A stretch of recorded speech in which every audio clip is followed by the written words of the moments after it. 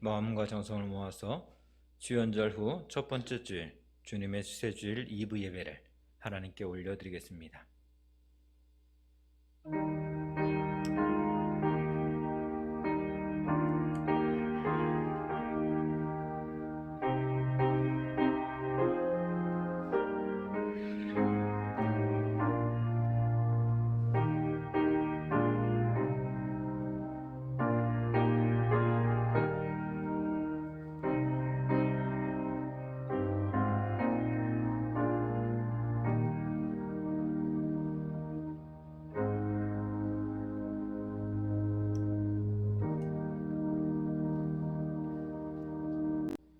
예수께서 세례를 받으시고 곧 물에서 올라오실새 하늘이 열리고 하나님의 성령이 비둘기같이 내려 자기 위에 임하심을 보시더니 하늘로부터 소리가 있어 말씀하시되 이는 내 사랑하는 아들이요 내 기뻐하는 자라 하시니라.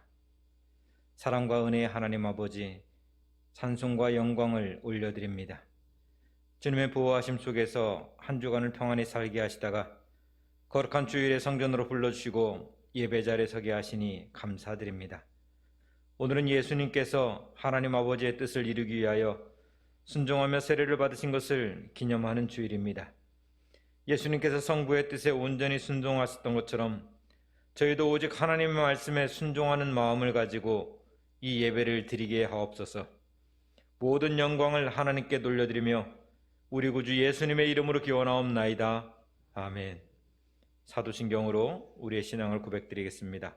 나는 전능하신 아버지 하나님 천지의 창조주를 믿습니다. 나는 그의 유일하신 아들 우리 주 예수 그리스도를 믿습니다. 그는 성령으로 잉태되어 동정녀 마리아에게서 나시고 본디오 빌라도에게 고난을 받아 십자가에 못 박혀 죽으시고 장사된 지 사흘 만에 죽은 자 가운데서 다시 살아나셨으며 하늘에 오르시어 전능하신 아버지 하나님 우편에 앉아 계시다가 거기로서 죽은 자를 심판하러 오십니다.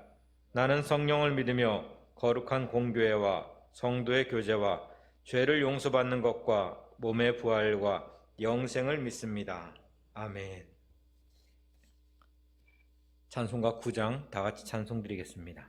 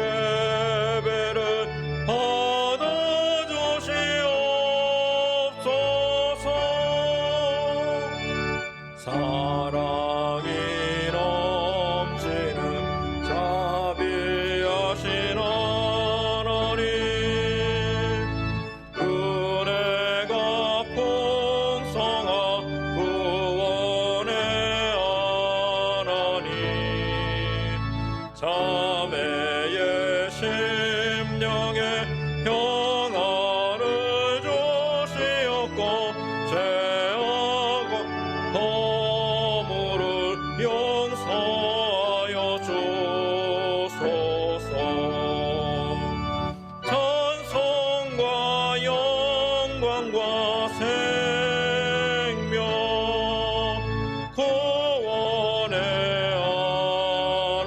하나님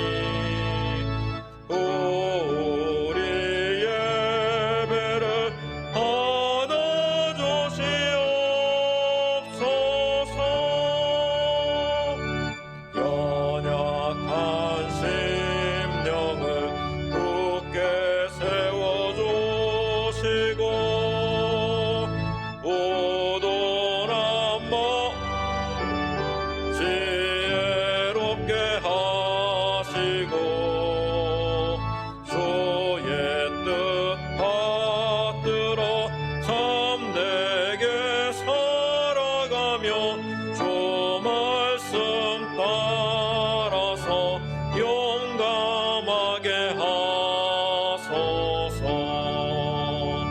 권능과 지혜와 사랑 구원의 하나님,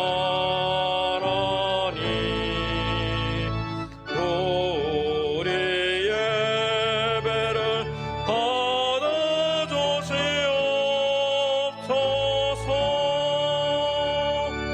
주 앞에 나올 때 우리 마음 기쁘고 그 말씀 임대여 새 희망이 솟는다. 고난도 슬픔도 이기게 하시옵고 영원의 이때여 살아가게 하소. 우리의 자랑과 기쁨 생명의 하나님, 우리 예배를 받아주시옵소서.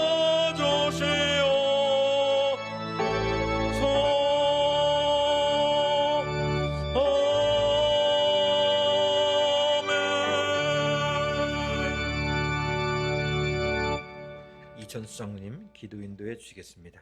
거룩하신 하나님 아버지, 1월의 문턱을 넘어 두 번째 주일을 맞아 구속의 은총을 입은 백성들이 주의 이름을 높여드리며 감사와 찬양과 영광을 올려드립니다.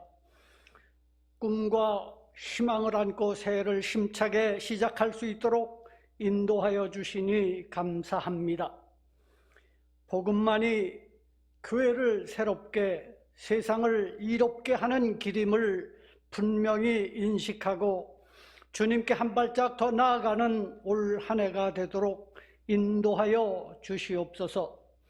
하나님 아버지, 지난 한 해 코로나에 지친 나머지 주여 이제 회복해 하소서라는 표를 갖고 경건 생활의 회복을 구하였으나 아직도 부족한 뿐임을 고백하지 않을 수 없습니다. 용서하여 주시옵소서. 나를 구원하시기 위해 독생자 예수 그리스도를 보내주신 하나님을 사모하고 사모하는 자세가, 기도하는 습관이 순종하며 겸손과 섬김의 회복이 연약했습니다.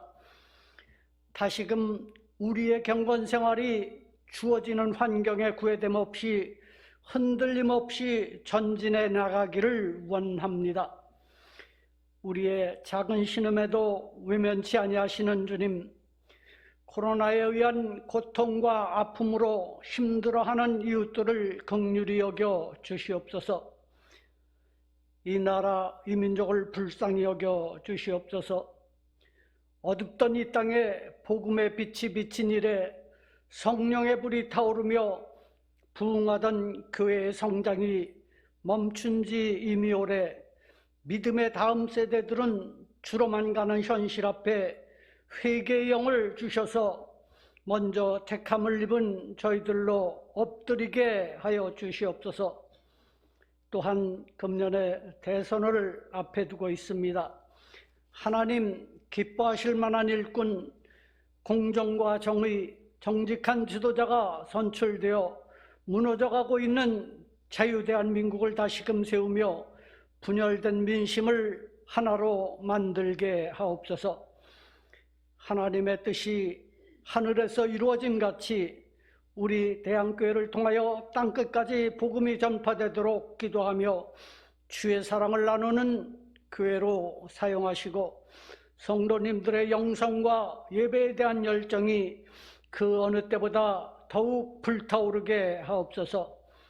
담임 목사님에게 권능의 옷을 입혀주사 복음의 말씀으로 성도들의 영성이 살아나 세상이 감당 못할 귀한 일들을 감당하는 교우들이 있게 하옵소서. 오늘도 귀한 말씀이 선포될 때 우리의 마음문 활짝 열어 주님께서 주시고자 하는 말씀 한마디도 놓치지 않고 30배, 60배, 100배의 결실을 이룰 수 있는 심령들이 되게 하옵소서.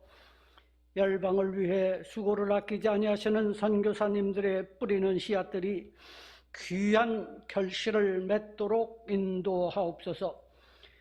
오늘도 육신의 질병과 질곡 까닭에 병상에서 두 손 모아 기도드리는 환우들의 간절한 기도에 하나님만이 주실 수 있는 치유의 은총을 베풀어 주시기만을 간절히 기도드립니다. 하늘 보좌를 움직이고 우리의 심령을 새롭게 하는 아가페 찬양대의 찬양을 기쁘게 받아 주시옵소서. 감사드리며 이 모든 말씀 우리 죄를 지고 가시기 위해 이 땅에 오신 예수 그리스도의 이름으로 기도드리옵나이다. 아멘.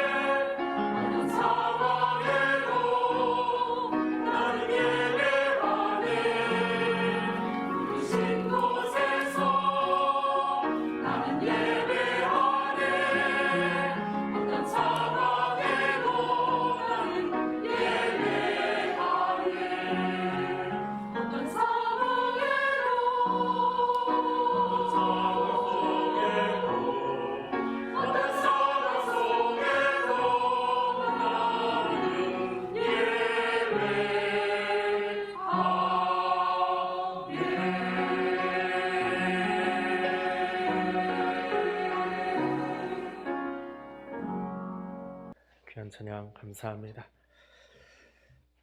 오늘 우리에게 주신 하나님의 말씀은 신약성경 빌립보서 2장 5절에서 8절 말씀입니다.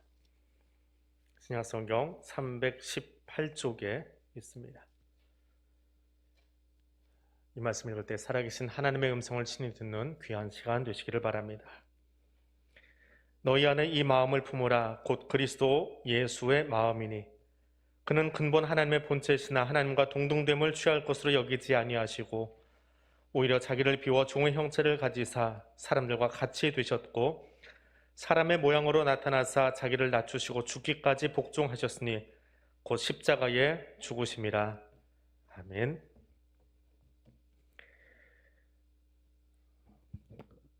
불교의 성문의 범이라고 하는 책에 실린 한 구절입니다. 우리가 아주 잘 아는 구절인데요. 공술의 공수거 시 인생이라는 식구가 있습니다. 빈손으로 왔다가 빈손으로 가니 이것이 인생이다 라는 말입니다. 여기 비어있다라고 하는 말은 원래 없었다는 뜻입니다. 아무것도 갖지 못한 채 왔다가 아무것도 쥐지 못한 채로 돌아간다 라고 하는 인생을 말하지요. 근데 오늘 성경 속에 나오는 본문에 나오는 비움이라고 하는 이 말은 전혀 다른 비움입니다. 이 하나님의 비움은 원래 모든 것을 다 가지신 분인데 그것을 비워내는, 포기하는, 없어지는 그것이 오늘 본문 속의 비움입니다. 다 포기한다, 다 비운다, 헬라어로 케노시스라고 해서 케노시스의 신학이라고 하는 특별한 용어까지도 만들어냈던 단어입니다.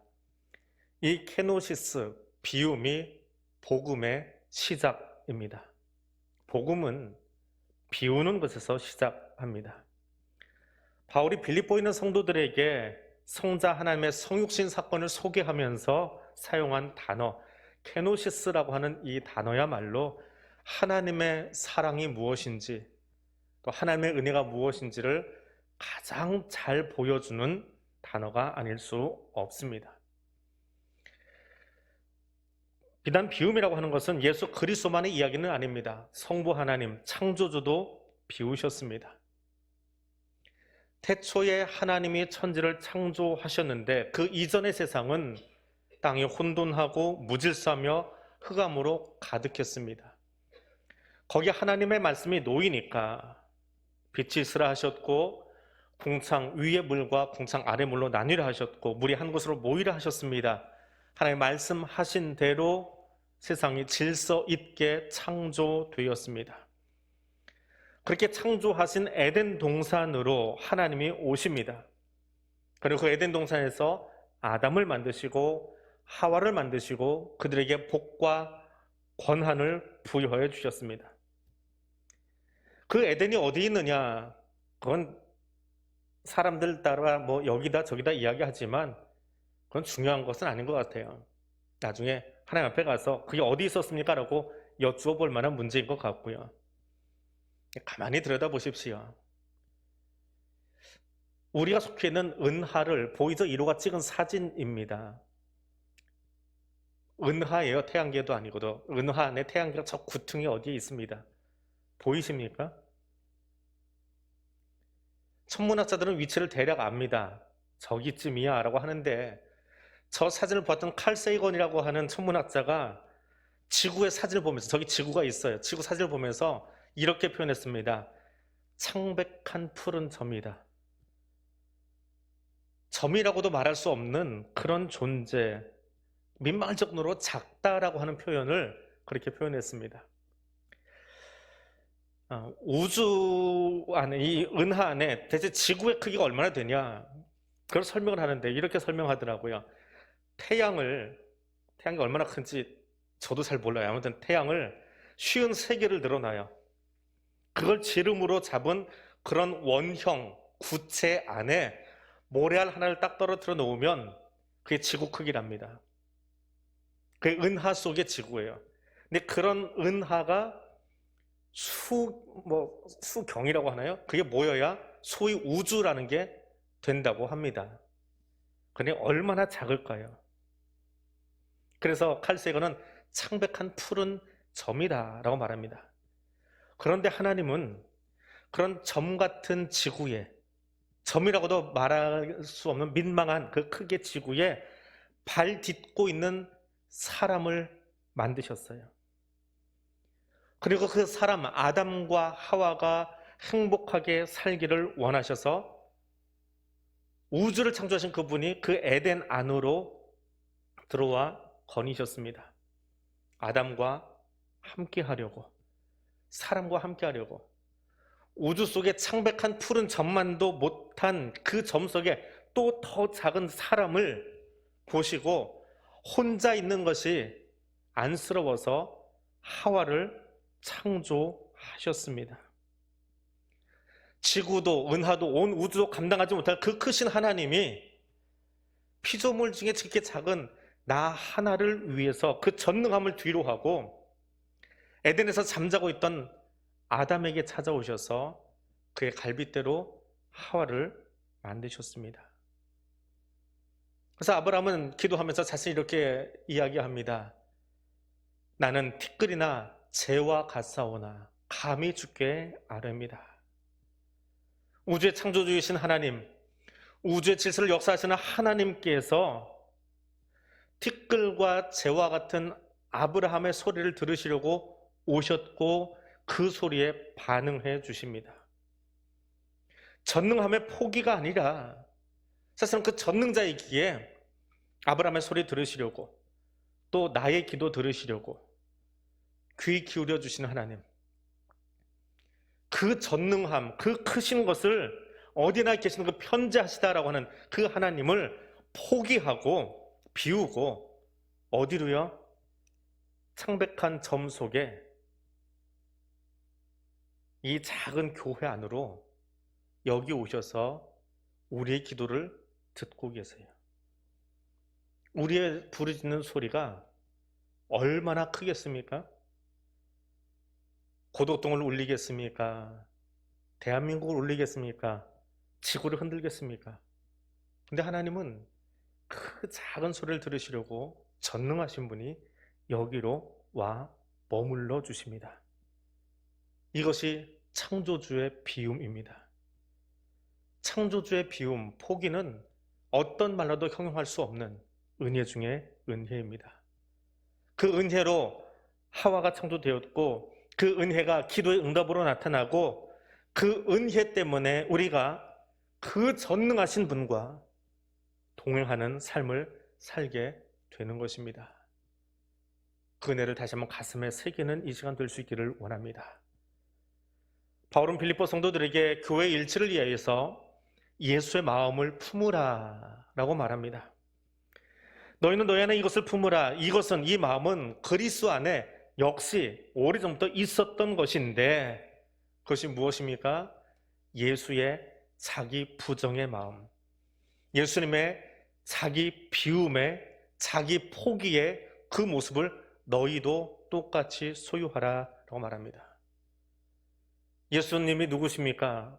바울의 서신서에 보면 그는 하나님과 동등함에서 시작합니다. 하나님과 같으신 분이었어요. 동등합니다. 영광을 받으셔야 되는 분입니다. 찬송 받으셔야 되는 분입니다. 그런데 그 장차 받을 영광을 십자가를 해서 포기하신 겁니다. 무엇 때문에요? 죄로 말미암아 죽은 우리를 구원하시려고 그 동등함을 포기하고 전능하신 분이 창조주가 종의 형체로, 종의 모양으로 취하셨습니다. 에덴에 있던 아담은 하나님의 영광을 취하고 싶어서 선악과를 따먹었고 죄의 길로 갔다면 예수님은 영광 받는 것 포기하고 십자가 고난을 위해서 그것 포기하고 십자가로 가셨습니다. 그것을 바울은 케노시스, 비움이라고 설명합니다. 마땅히 받으셔야 될 영광이 있고 하나님만의 특권이 있지만 구원 사역을 위해서 잠깐 종의 자리로 내려오신 것, 그것이 성육신, 인간에게 오신 예수님이다 라고 표현합니다. 외모만 바뀌는 것이 아니라 이 땅에 머무시는 동안에 하나님은 무소부지하신 하나님, 어디에나 계실 수 있는 그 하나님의 특권을 포기하셨습니다. 전지전능하심도 포기하셨습니다. 그래서 어디에나 존재하실 수 있는 그 존재 방식을, 무엇이든지 하실 수 있는 그 전능함을 포기하고 비워내고 걸어서 이동하고 피곤한 육신을 입고 우리와 같은 모양으로 살아가셨습니다. 간혹 기적을 통해서 신적 권위가 무엇인지 사람들에게 보여주기는 하셨지만 십자가에 죽으시기까지 아버지의 뜻에 철저하게 복종하셨습니다. 그것이 비움입니다.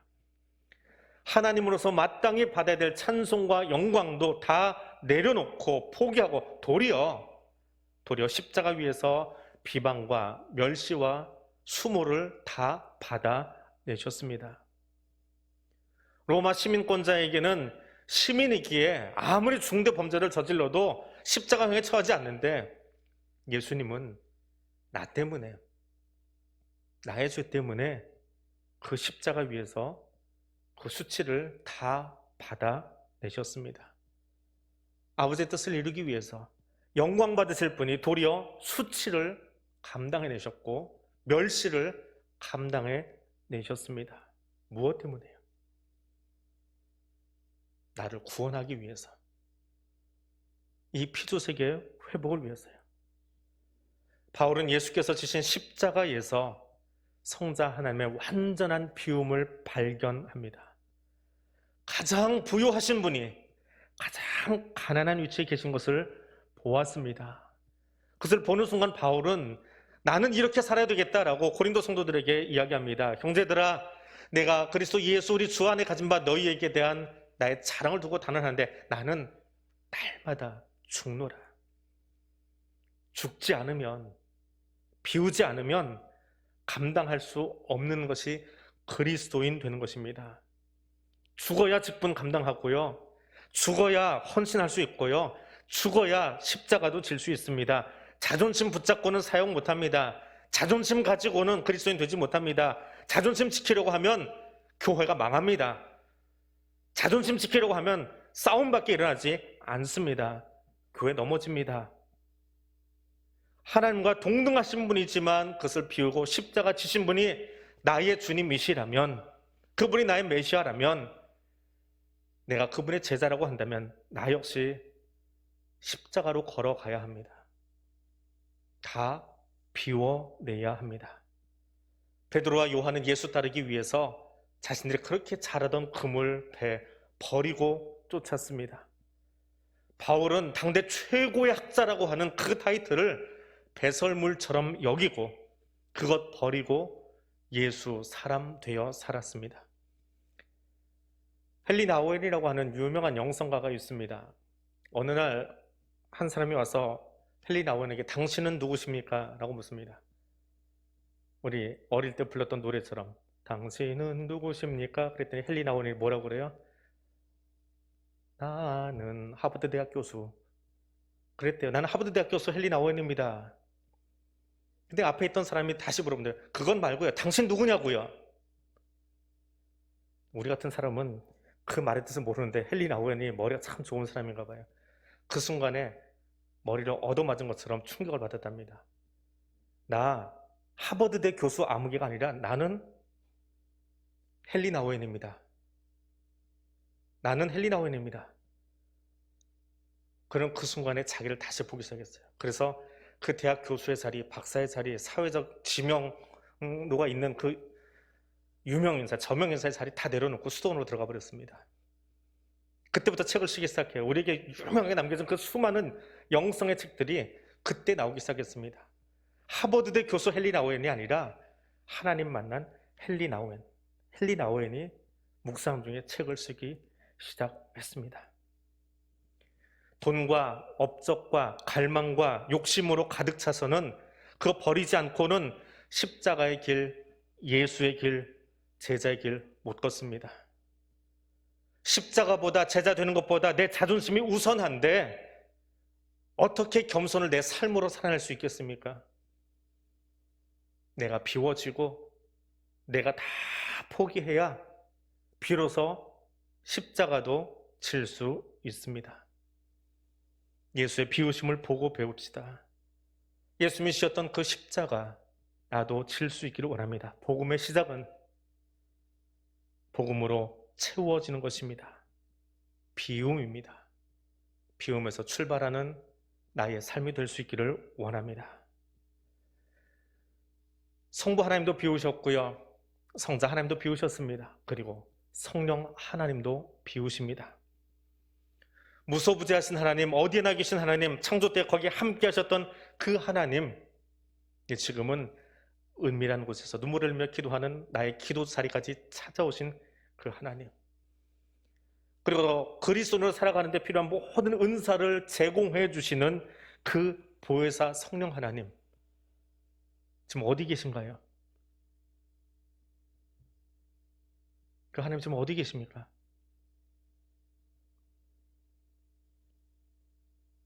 여기 내 안에 계십니다. 전능하신 하나님이시고 창조의 시간에 함께 하시던 하나님이시지만 그분이 어디 계세요? 여기 계세요. 밴댕이 소갈딱지처럼 좁아 터진 내 속 안에 들어와 계세요. 비난하고 탓하기 좋아하는 내 안에 계세요. 평가하기 좋아하는 작은 내 안에 들어와서 지금 나하고 함께 하고 계세요. 그보다 놀라운 성령 하나님의 비우심, 그 사건 어디 있을까요? 하늘의 하늘도 감당할 수 없는 그 하나님이 세상 끝날까지 나를 끌고 가시려고 어디 계세요? 옆에 계시는 것도 아니고 온 우주도 감당하지 못할 하나님이 여기 들어와 계세요. 지금 이 안에서 내 주인 되시고 나와 함께 하시고 아직도 변화되지 못한 나를 바꾸시려고 이 안에서 나보다 더 울면서 지금 여기 함께 하고 계세요. 우리는 어떻습니까? 좁은 반도 땅에 살면서, 그것도 허리 살린 반도 땅에 살면서 대한민국이라고 구호 외치고요. 기껏해야 한강폭 2km도 안 되는 그곳에 다리 놓고 대교라고 부르고요. 작은 것 싫어하고 큰 것 좋아해서 아직 작으면 나중엔 커지겠지, 대기만성이야 라고 이야기하고요. 대박 내야 되고요. 그게 나인데, 그게 내 모습인데, 하나님은 그 크기와 넓이를 상상도 할 수 없고 측량도 할 수 없고 말로 다 형용할 수 없는 그 크신 하나님이 나 때문에 그거 다 포기하고 다 비워내고 여기 들어와 계세요. 내 안에 계세요.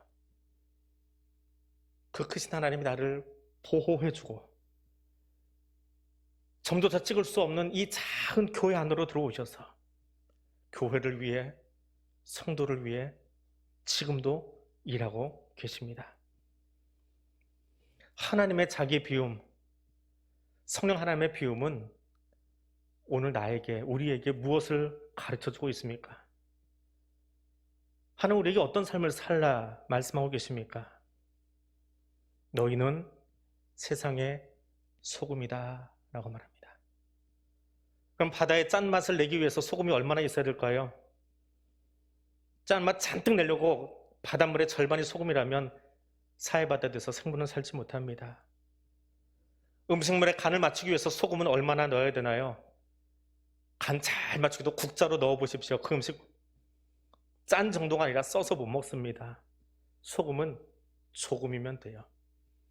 몸집 줄이고요. 크기 줄이고요. 몇 알갱이면 충분합니다. 몸집을 줄여야 음식도 맛이 나고 아주 조금만 들어가야 바닷물도 생명체가 살 수 있는 건강한 물이 됩니다. 그것이 소금입니다. 너희는 그 소금으로 살라 라고 말합니다.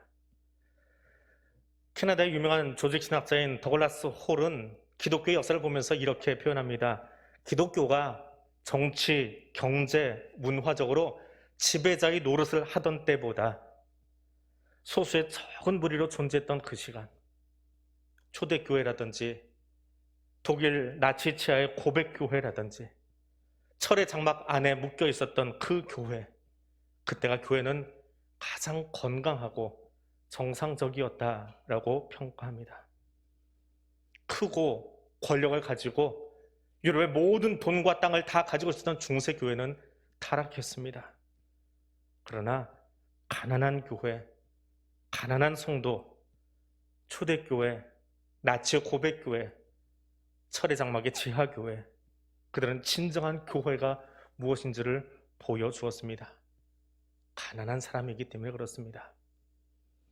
유진 피터슨 목사는 메시아 성경에서 마태복음 5장 3절에 가난함을 이렇게 표현합니다. 개역개정에서는 심령이 가난한 자라고 되어 있는 저 대목을요, 벼랑 끝에 서 있는 너희는 복이 있다. 너희가 작아질수록 하나님과 그분의 다스림은 커진다. 오늘 나의 자리가, 오늘 대한민국 안의 교회의 위상이 벼랑 끝입니까? 감사합시다. 이미 하나님은 복을 주고 계시기 때문입니다. 내가 작아지기에, 세상에서 교회가 말할 수 있는 여지가 더 좁아들고 연약해지기에 내 안에 계신 하나님, 자기를 비우신 성령 하나님의 일하실 것은 훨씬 더 커지기 때문에 그렇습니다. 복음은 비움입니다. 생명 주기 위해서, 구원하기 위해서 자기를 비우시고 성육신하셔서 우리에게 오신 케노시스의 하나님, 비움의 하나님, 십자가 지신 사랑의 하나님이 나의 모델입니다. 나도 그 케노시스의 삶을 살기 원합니다. 십자가에 나의 옛사람, 크고 싶어하는, 더 커서 남보다 우위에 서고 싶어하는 그 욕망의 사람은 십자가에 못 박기를 원합니다. 그리고 자기 비움으로 모델 되어주신 예수님의 십자가 복음, 그리고 그 맛을 전할 수 있는, 덩치도 줄이고 크기도 줄이고 그러나 맛은 온전하게 소유한 작은 소금으로 살아갈 수 있기를 원합니다. 기도하겠습니다. 사랑의 하나님, 나를 사랑하셔서 자기를 비우고 인간의 몸을 입어 이 땅에 오신 하나님, 감사합니다. 작고 연약한 우리 안에 계셔서 하나님 비움의 복음을 듣게 하시니 감사합니다. 크고 위대하며 남보다 우위에 서려는 욕망의 노예가 되지 않게 하옵소서. 전능하고 무소부지하신 하나님께서 나와 함께 하시려고 비우신 그 삶을 따르기 원합니다. 우리에게 주신 감당할 수 없는 십자가 은혜를 나누며 살기 원합니다. 성령 하나님, 이 삶을 살아가도록 나를 도와주시옵소서. 예수님 이름으로 기도드립니다. 아멘. 찬송가 455장 함께 찬송드리겠습니다.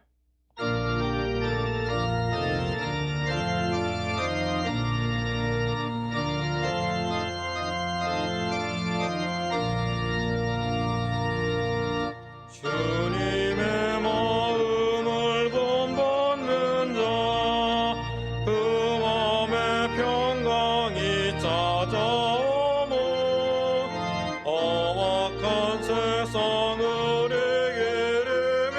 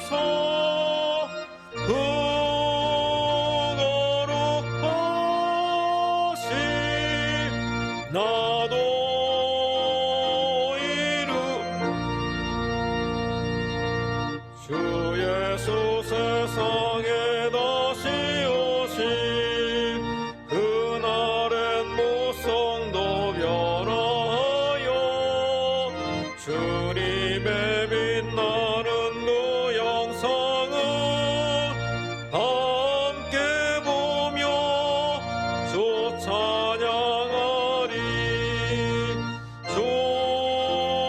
주님의 마음 몸마다 살면서 더 거룩하시 나도 이루리. 찬송가 216장 4절 찬송 부르면서 봉헌의 시간 갖도록 하겠습니다.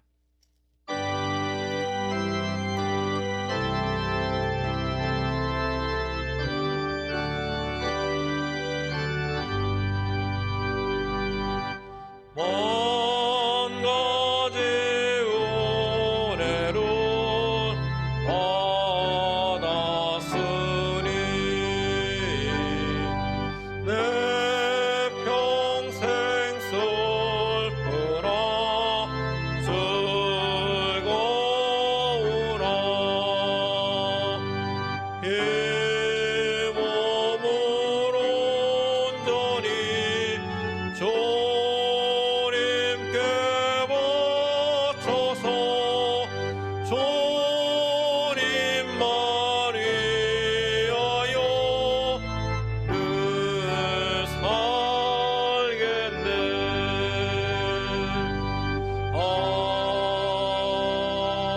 아멘. 사랑과 은혜의 하나님 감사합니다. 죄로 말미암아 죽은 나를 구원하시려고 그 전능함을, 전지함을, 무소부재하심을 다 비우고 우리 가운데 오신 그 크고 놀라운 사랑을 인하여 감사드립니다. 그 감사의 고백을 이 예물 위에 담았습니다. 그 감사의 고백을 우리의 찬송 속에 담습니다. 그 감사의 고백을 우리 예배 가운데 담아 시간과 자리를 구별하여 주님 앞에 머리 숙입니다. 드려지는 예물과 예배를 기쁘게 받아주시고 나의 모델 되어주신 주님처럼 나도 비움의 삶으로 그리고 예수 닮은 삶으로 살아갈 수 있도록 도와주시옵소서. 오늘도 하나님의 특별한 은총을 기다리며 삶의 터전에서, 일터에서, 자신의 의무를 다하고 있는 군에서, 혹은 아픔과 눈물의 평상 위에서 동일하게 주님을 향하여 엎드려 기도하는 성도들의 기도수를 하나님 들어주시고 거기 오직 하나님만이 주실 수 있는 풍성한 은총으로 치유와 회복의 은혜로 함께하여 주옵소서. 예수님 이름으로 기도드립니다. 아멘. 이제는 우리 주님 예수 그리스도의 은혜와 하나님 아버지의 크고 놀라우신 사랑과 성령 하나님의 교통하시며 인도하여 주시는 은총이 하나님의 비우심을 배우며 그 비움의 삶을 살아가기로 결단하고 일어서는 백성들 위해 지금부터 영원토록 함께하여 주시기를 간절히 축원하옵나이다. 아멘.